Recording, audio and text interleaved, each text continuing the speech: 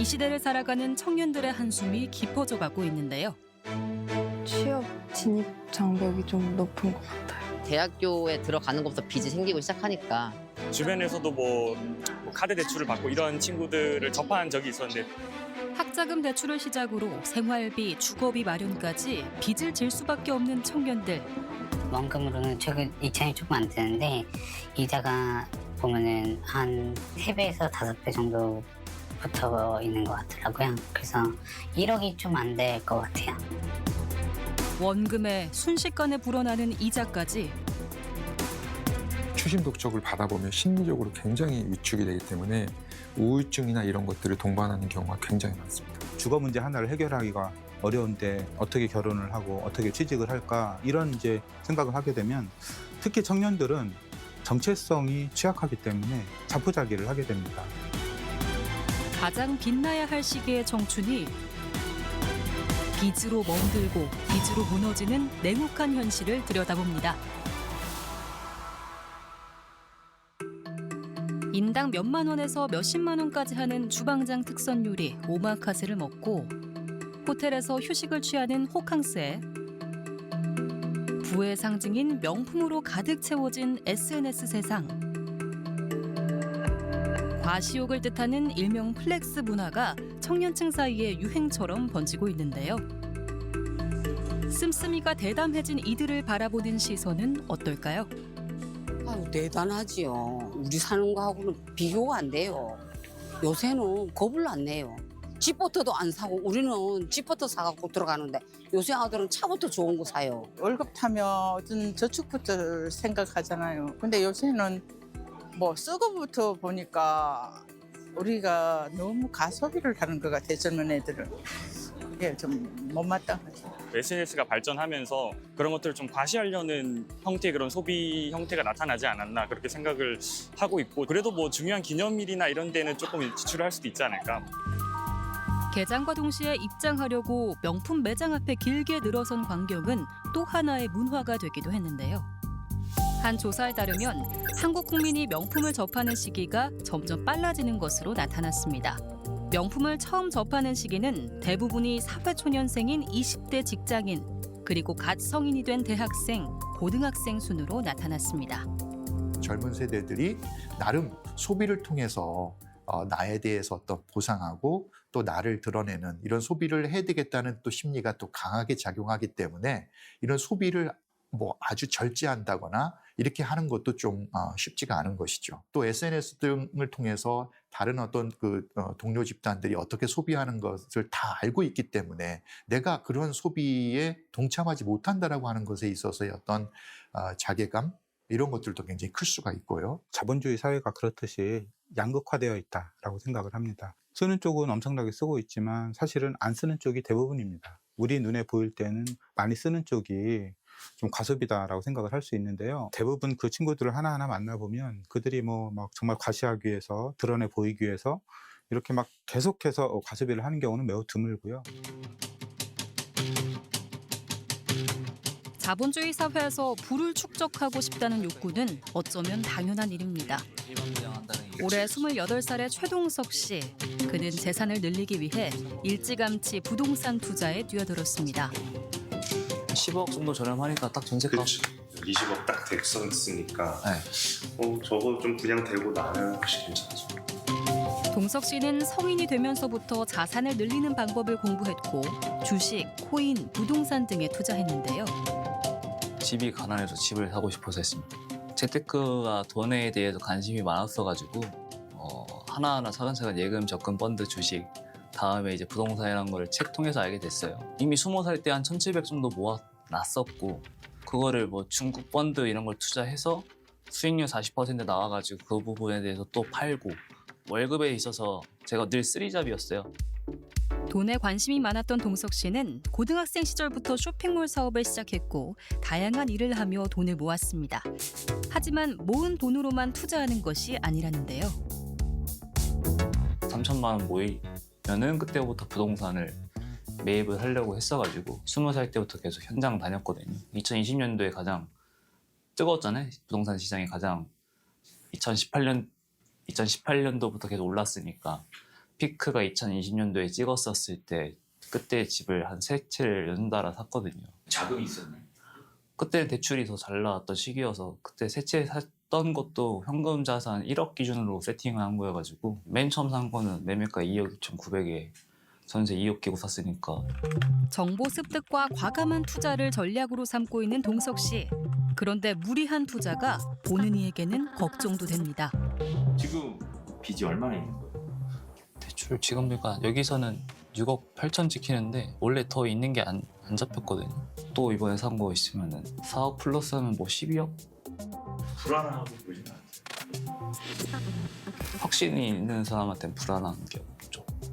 확신이 없으니까 불안하지 않을까.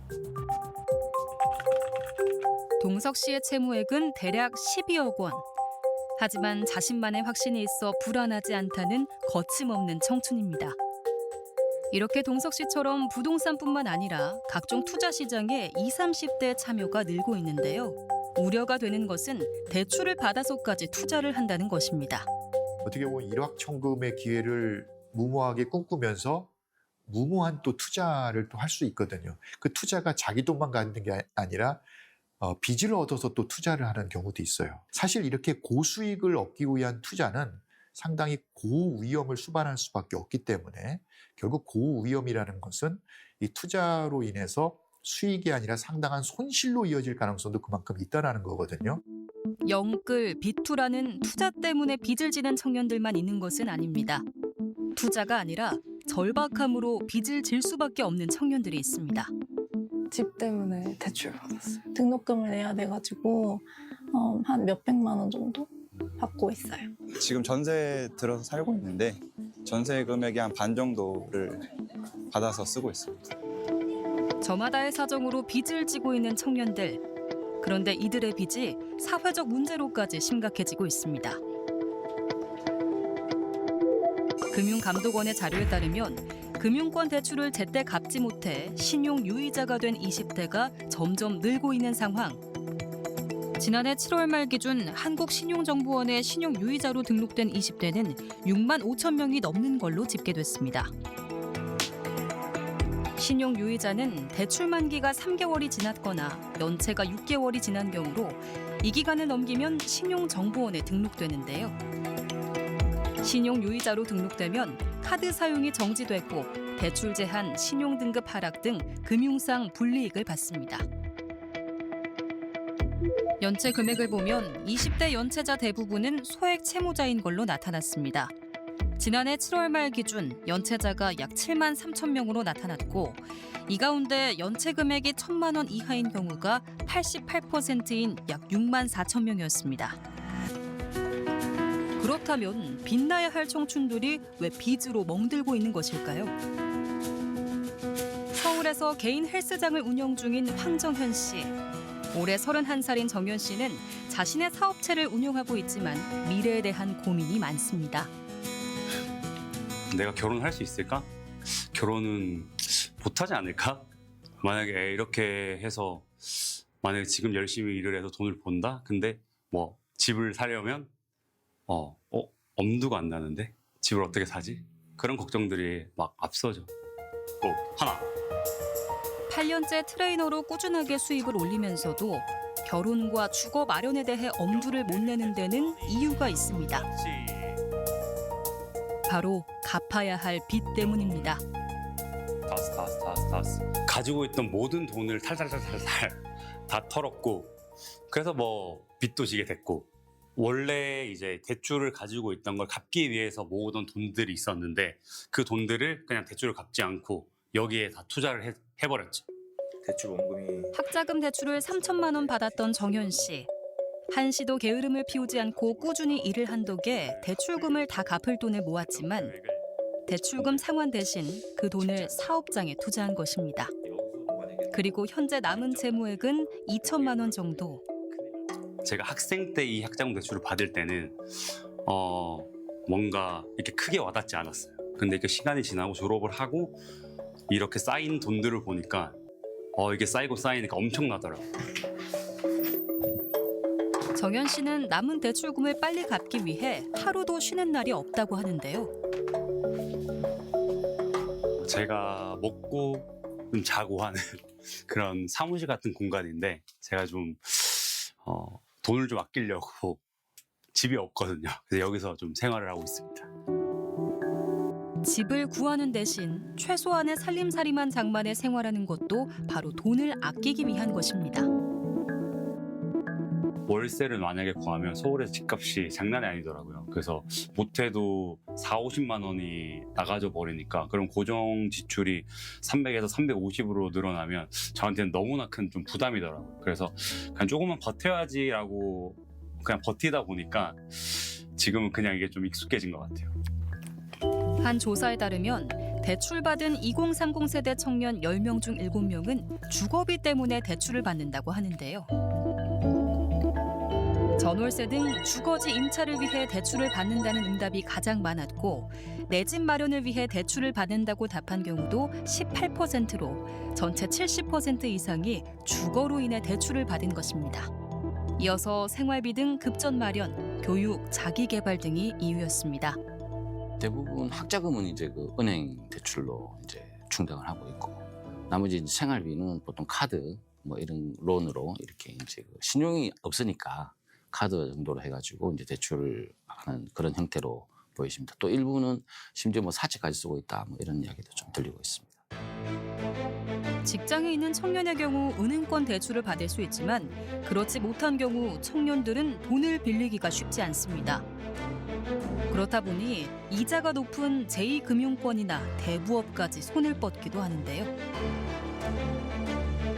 급한 돈을 마련하려고 대출을 받았다가 제때 갚지 못하는 경우도 많아지고 있습니다. 손쉽게 비대면으로 대출이 나오는 인터넷 은행에서 이렇게 비상금을 빌렸던 20대와 30대들의 연체가 많아졌습니다. 2023년 6월 기준으로 인터넷 은행들의 비상금 대출 연체 금액은 모두 315억 원 규모인데요. 비상금 대출이란 갑자기 현금이 부족할 때 돈을 빌릴 수 있는 대출입니다. 이 중에 20대와 30대 연체 금액이 전체 절반을 넘었습니다. 빌린 돈을 제때 갚지 못해 이자에 또 이자가 붙으면서 혼자서는 감당하기 어려운 상황. 이렇게 빚에 몰린 청년들을 위해 도움을 주는 곳이 있습니다. 금융 문제로 어려움을 겪는 청년의 부채 문제 해결을 위한 상담과 경제적 재기를 위해 금융 교육을 실시하고 있는데요. 금융업체들로부터 대출금 상환 독촉을 받은 박성훈 씨. 혼자서는 도저히 감당할 수 없어 이곳을 찾았습니다. 학자금 대출도 있네요. 네네. 1,000만 원 정도. 1,000만 원 정도. 학자금 대출에다가 이제 2016년도에 이게 자산관리대부로 넘어간 데 말씀하시는 거죠? 첫 대출 받는 데가. 보증금의 월세를 한꺼번에 목돈을 내가지고 근데 그 생활비가 계속 없다 보니까 카드를 이렇게 쓰다가 이렇게 카드 돌려막기 같은 식이 계속 반복되니까 일단은 대출을 받아서 첫 대출은 학자금 대출. 그리고 집에서는 지원을 받지 못해 결국 생활비까지 빚으로 해결해야 했는데요. 원금이 얼마인데 이자가 얼마까지 된 거죠? 원금이 한 300 정도 되는데 원금이 300인데 지금은 현재 얼마까지 늘어난 거예요? 1,000만 원이요. 1,000만 원. 1,000만 원으로 됐고 이자만 700인 거네요. 상속카드가 190 정도인데 원금이요? 네, 원금이 190 정도인데 원금이 190인데 한 500 정도 돼 있고 다른 것도 이제 그 한 100만 원 정도 빌리면 다 500만 원 정도 100만 원 정도 되면 다 대부분 500이니까 500 정도가 되는 거예요. 거의 한 5배 정도 되는 거네요. 네네. 한 1억 정도 되겠네요. 지금 총채무는 이자 원금이 2,000이면 이자가 한 8,000 되겠네요. 네, 그렇죠. 이건 채무조정 제도로 할 수밖에 없을 것 같아요. 지금 그렇죠. 취업 사기까지 당하면서 원금은커녕 이자까지 감당을 할 수 없을 정도로 늘어난 상황입니다. 저는 일단 생활비다 보니까 은행 가서 얘기를 한번 해봤거든요. 근데 딱 생활비 대출 이런 상품은 따로 없더라고요. 그래서 이제 대부업 쪽에서는 생활비라고 해서 소액으로 빌려주는 게 있다 보니까 대부업 쪽으로 선택하게 된 거죠. 대부업체 통해서 대출을 받으면 아마 이자가 세다는 거 생각을 알고 계셨을 건데 왜 그럼에도 불구하고 왜? TV에서도 광고하는 업체다 보니까 일단은 그 연체에 대한 것보다는 매월 그 얼마를 납입해야 된다는 걸 좀 강조를 하더라고요. 그래서 이렇게 얼마 정도만 납부를 하면 된다라고 하면 이렇게 설명을 들었을 때 왠지 제가 할 수 있을 것 같고 쉽게 갚을 수 있을 것 같아가지고. 은행과 달리 쉽게 대출을 할 수 있다는 사금융 광고가 또 다른 빚을 만들어낸 것입니다. 서민금융 제도들을 통해서 대안을 해준다라고 하지만 실상은 그런 대안 대출도 어렵습니다. 결국에는 소득이 높고 안정적인 직장이 있어야지 그런 대안 대출이 좋지, 근속 연수가 짧거나 소득이 적은 친구들은 그 저금리 대출을 이용하는 부분들은 어렵습니다. 근데 그 인터넷에 있는 정보들이 또 다른 어떠한 고금리 시장이나 사채세 시장이나 이쪽으로 홍보하는 경우도 많아요. 그래서 또는 이제 보이스피싱 같은 사기로 연루되는 경우도 많이 있거든요. 더 큰 문제는 이런 사금융까지 사용하면서 결국 다중 채무자가 된다는 것입니다. 성훈 씨처럼 3곳 이상의 금융사에서 대출을 받은 다중 채무자 중 30대 이하 비중이 점점 증가하고 있는데요. 청년들이 실직이라던가 의료비라던가 사기라던가 어떠한 약간의 재무적 리스크가 왔었을 때 그 친구들이 의지할 수 있는 곳은 사실 고금리 대출 시장밖에 없거든요.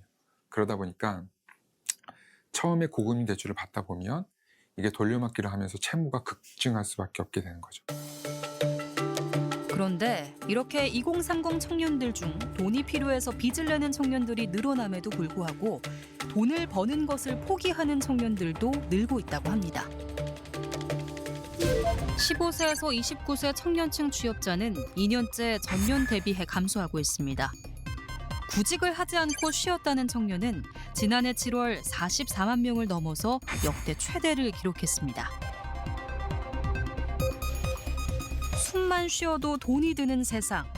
그들은 왜 구직 활동을 하지 않는 것일까요?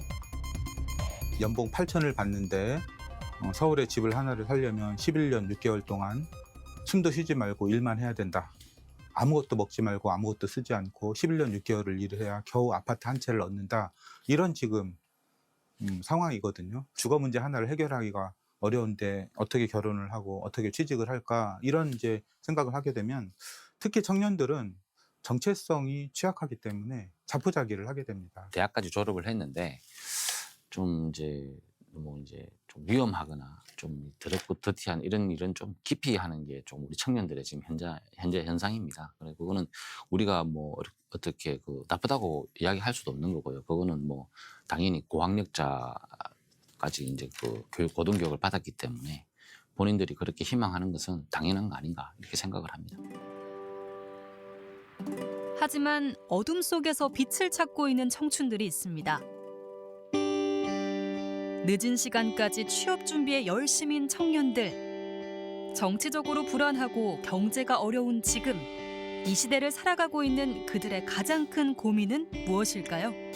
포트폴리오 준비하고 이것저것 준비할 때 들어간 비용들이 좀 큰데 취업 진입 장벽이 좀 높은 것 같아요. 아직 준비가 안 됐다고 생각을 많이 해서 그래서 취업 많이 하지 못하고 있지 않나. 신용관리에 대한 그런 것들이 충분히 학습이 돼서 이런 문제들이 이제 생기지 않도록 미리 좀 예방이 될 수 있고 또 이런 문제가 생겼을 때 또 적절히 해결할 수 있는 그런 방법을 찾아갈 수 있는 이제 그런 것들이 좀 더 갖춰져야 된다고 이렇게 생각을 하고 있고요. 최근에 대학에서 그런 연구 결과가 나온 적이 있었었는데요. 의외로 그러니까 대인관계 문제라든지 학업 문제에 대한 스트레스가 아니었어요. 경제 문제가 가장 컸고 그리고 그와 비등하게 미래에 대한 불안이 컸습니다. 정부나 사회 실질적인 지원이 필요하다. 주거 문제, 일자리 문제, 그리고 결혼 문제에 대해서 실제적으로 확실한 지원을 해야 된다. 이렇게 생각을 합니다. 바람에 날려 꽃이 지는 계절은 아직도 너의 손을 잡은 듯 그런 듯해 그때는 아직 꽃이 아름다운 걸 지금처럼 사무치게 알지 못했어 너의 향기가